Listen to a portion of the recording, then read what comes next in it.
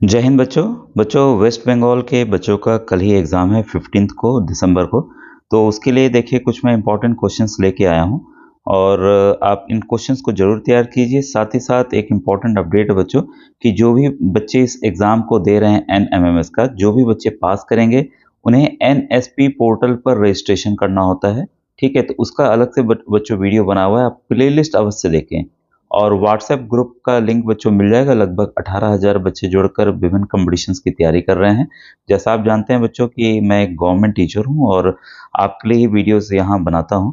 और बच्चों इसकी प्लेलिस्ट जब आप देखिएगा तो मानसिक योग्यता के प्रश्न आते हैं, मैथ के प्रश्न आते हैं, उसका अलग प्लेलिस्ट बना हुआ है। साथ ही साथ साइंस की अलग प्लेलिस्ट बनी हुई है, सोशल साइंस की अलग प्लेलिस्ट बनी हुई है और आपकी मैथ्स की, गणित की अलग प्लेलिस्ट बनी हुई है। तो आप उसको जरूर देखिए और आपकी तैयारी बच्चों अच्छी हो जाएगी। और ये सिलेबस पूरे इंडिया का सेम होता है, तो ये मत सोचिएगा कि वेस्ट बंगाल का अलग पेपर आएगा। सेम इसी पैटर्न पर बच्चों सब जगह पूरे इंडिया में पेपर आ रहा है और ये क्वेश्चंस बहुत ही अच्छे लगे मुझे। और आज बच्चे इसको ध्यान से इसको पढ़ेंगे और आप बंगाली वाले बच्चे इसको बंगाली में देख लेंगे। मैं यहाँ पर इंग्लिश मीडियम में पढ़ के बता रहा हूँ। A water tank is placed at the rooftop of a 10-story building and each floor has a water tap. Which tap will take least time to fill up 100 litre bucket? सवाल है कि एक देखिए मल्टी स्टोरी बिल्डिंग है कोई, ठीक है, और हर एक फ्लोर पे नल लगा हुआ है। मान ली भाई नल लोग रहेंगे तो नल लगा ही रहेगा। तो और उसमें एक पूछा है कि which tap will take at least least time to fill up 100 litres. एक बाल्टी है 100 लीटर की, ठीक है, उसको भरने में सबसे कम समय कहाँ लगेगा? भाई देखिए टंकी तो सबसे ऊपर लगी रहती है, आपको पता है, इसमें पानी भरा रहता है, फिर उसके बाद पानी आता है। तो जितना नीचे होगा बच्चों उसमें सबसे ज़्यादा प्रेशर होगा, सबसे ज़्यादा प्रेशर से पानी आएगा और जल्दी पानी आएगा ऊपर के कंपेरिजन में, ठीक है। तो देखिए 10वां फ्लोर एकदम ऊपर हो गया, 5वां फ्लोर उससे नीचे हुआ और सबसे नीचे आपका पहला फ्लोर है। तो यहाँ पर बच्चों फर्स्ट आंसर होगा। तो हिंदी में भी मैं बताते चलूँगा तो आप बच्चे परेशान नहीं होंगे।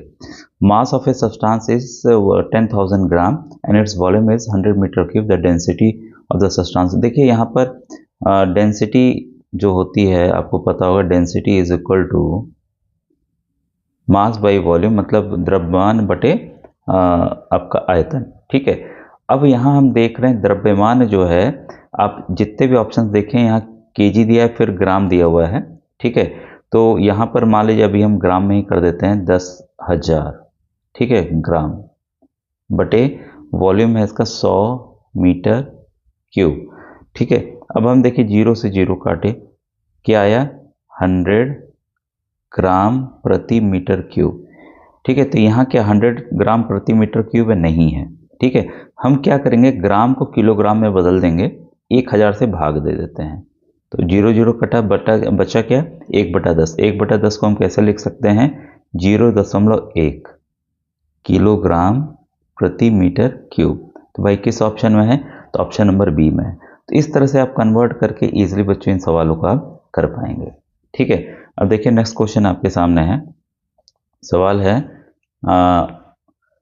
What happens when a substance from its vapour state goes to liquid state, ठीक है। तो कभी भी गैस के फॉर्म में, मान लीजिए पानी आप है, पानी है वो भाप बन गया है, ठीक है, आप उबाल रहे हो भाप बन गया, बुलबुला बन के भाप बन गया, फिर वो वापस ठंडा हुआ तो वापस से पानी बन गया, वापस से वो पानी बन गया, ठीक है। तो इसमें होता क्या है, ठीक है, जो ऑप्शंस दिए हुए हैं, मास इज रिड्यूस, ये नहीं होगा, मतलब उसका द्रव्यमान घट जाएगा। टेम्परेचर इंक्रीज, तापमान बढ़ जाएगा, नहीं भाई होगा नहीं।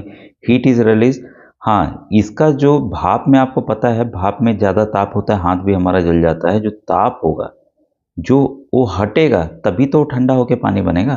तो ये ऑप्शन नंबर सी बच्चों यहाँ पर सही है। हीट इज एब्जॉर्ब, तो हीट तब एब्जॉर्ब होगा जब पानी को हम उबालेंगे, तब उल्टा हीट एब्जॉर्ब होगा बच्चों। तो यहाँ पर इसलिए ऑप्शन नंबर सी जो है वो सही है, ठीक है। नेक्स्ट क्वेश्चन है आपके सामने, which of the following set is an example of isobar. बच्चों अगर लाइव क्लास कल आपको चाहिए हो सुबह, ठीक है, तो आप कमेंट सेक्शन में मुझे बताइएगा कि कितने बजे मैं लाइव क्लास आपके लिए करूं, ठीक है। सुबह मेरे ख्याल से 7 बजे का सही समय रहेगा, आपको अपने एग्ज़ाम के लिए भी जाना होगा, ठीक है। तो आप बताइएगा, तो वैसा मैं आपको कुछ इंपॉर्टेंट क्वेश्चंस और बता दूंगा। और रिक्वेस्ट है प्लेलिस्ट अवश्य देखिए, चाहे बच्चों जिस राज्य का हो, सबका सिलेबस सेम है, मैं कई बार बता चुका हूँ। Is an example of isobar. ठीक है, आइसोबार का एग्जाम्पल क्या है?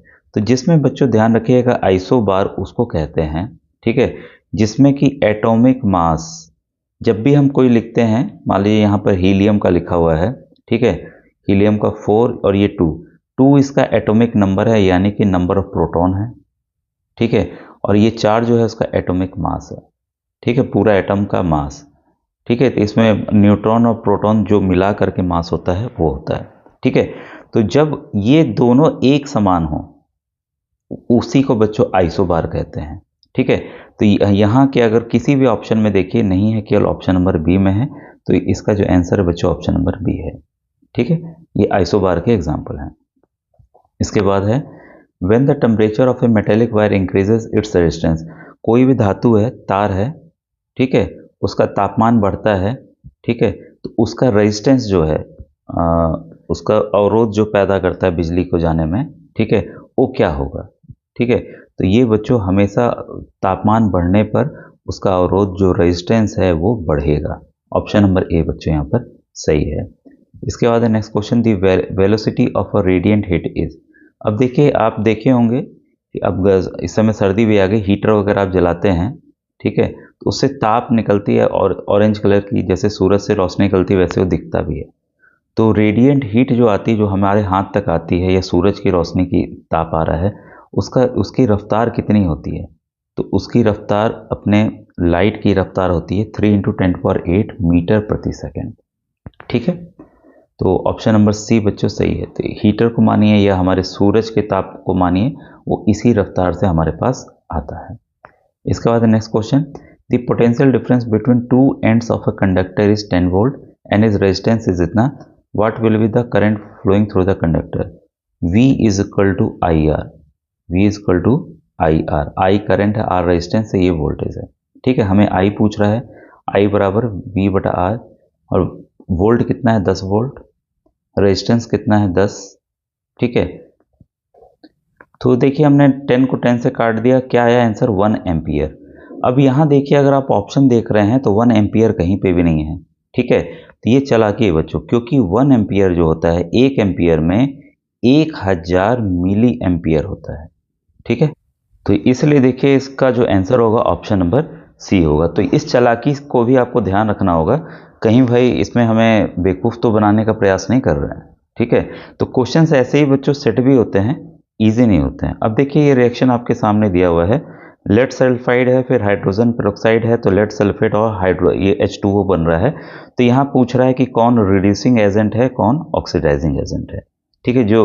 तो यहाँ पर जो सही आंसर है, जो ऑप्शंस दिख रहे हैं, यहाँ पर हाइड्रोजन पेरोक्साइड जो है वो एज ए ऑक्सीडाइजिंग एजेंट काम कर रहा है, क्योंकि ये क्या कर रहा है, यहाँ पर लेड सल्फाइड को ऑक्सीडाइज कर रहा है लेड सल्फेट में, ठीक है। तो ये बच्चों ऑप्शन नंबर बी यहाँ पर सही है, ठीक है।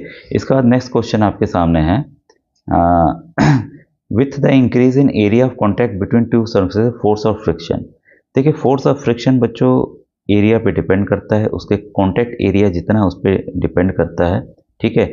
लेकिन जो दो सरफेस हैं, अगर उसके एरिया को इंक्रीज कर दिया जाए तो उसके आपके सेम रहेगा, उसके उस पर कोई भी फर्क बच्चों नहीं पड़ने वाला है। तो यहाँ पर 29 का सी ऑप्शन सही है। ये है कि फ्रिक्शन जो है आपका, जो घर्षण है वो एक कॉन्टैक्ट फोर्स है, बिना दो सरफेस अगर कॉन्टैक्ट में रहेंगे तभी वहाँ पर बच्चों फ्रिक्शन पैदा होता है। इसके बाद है next question, according to the Newton second law of motion, second law of Newton के सेकंड लॉ ऑफ मोशन के अनुसार what happens to the acceleration of object when the force applied on it is doubled, ठीक है। अब देखिए formula जो है F is equal to ma होता है, ठीक है। तो यहाँ क्या पूछा है, एक्सेलरेशन पे क्या फर्क पड़ेगा अगर फोर्स को दोगुना कर दिया जाता है, ठीक है। तो भाई अगर ये दोगुना होगा तो इधर वाला हिस्सा भी तो दोगुना होगा, तभी तो फॉर्मूला आपका वही का वही बना रहेगा, क्योंकि फॉर्मूला इक्वेट है बच्चों, ये दोगुना तो ये भी दोगुना, मतलब कि एक्सेलरेशन आपका दोगुना होगा। तो ऑप्शन नंबर सी बच्चों यहाँ पर सही है, ठीक है। How does the reading of a spring balance change when an object is partially immersed in liquid, ठीक है।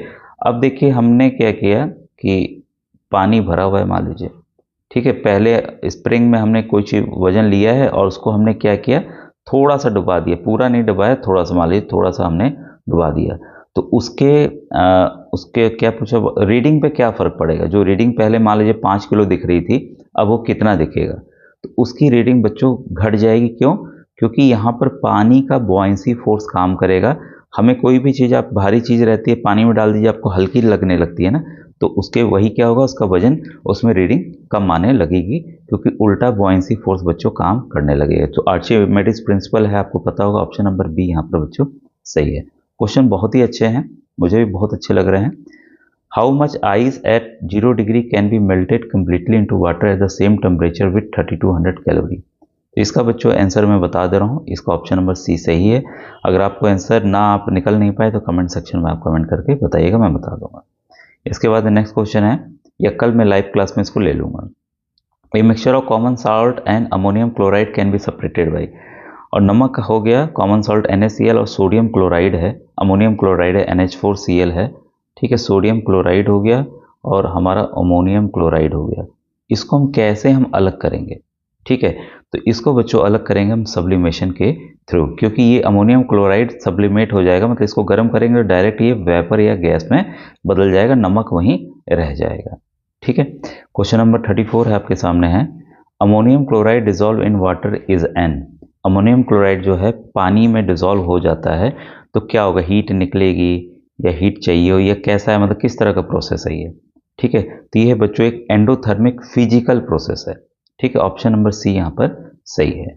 Next question, which of the following apparatus is used in titration. आपने लैब में देखा होगा, टाइट्रेशन में किस एपरेटस का use होता है, तो ब्यूरेट का होता है, ऑप्शन नंबर डी बच्चों यहाँ पर सही है।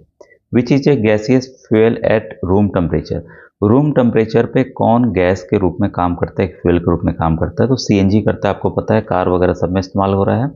फिर which of the following is a biodegradable polymer, तो ऐसा पॉलीमर जो कि मिट्टी में अपने आप से सड़ गल जाता है, ठीक है, उसका रूप बदल जाता है, तो इसका बच्चों सही आंसर है ऑप्शन नंबर सी, सेल्यूलोज, ठीक है। तो ये सेल्यूलोज आपको पता है पेड़ पौधे पत्तियों में सब में पाया जाता है, तो अपने आप से जमीन में गिरता है तो भाई वो हो जाता है, ठीक है। अब देखिए नेक्स्ट क्वेश्चन है, ये फिजिक्स के क्वेश्चन है बच्चों, काफ़ी अच्छे हैं। The pressure exerted on a liquid or a fluid at any point inside it is transmitted equally in all direction, this is known as, तो बच्चों इसको कहते हैं पास्कल लॉ, ठीक है। अब इसके बाद देखिए लाइफ साइंसेस के क्वेश्चन है, तो आप कमेंट सेक्शन में बताइएगा कि वीडियो कैसा लगा, और क्वेश्चंस बताने हो तो कमेंट सेक्शन पे कमेंट करेंगे, तो मैं आगे के प्रश्न को बता दूंगा। Thank you very much.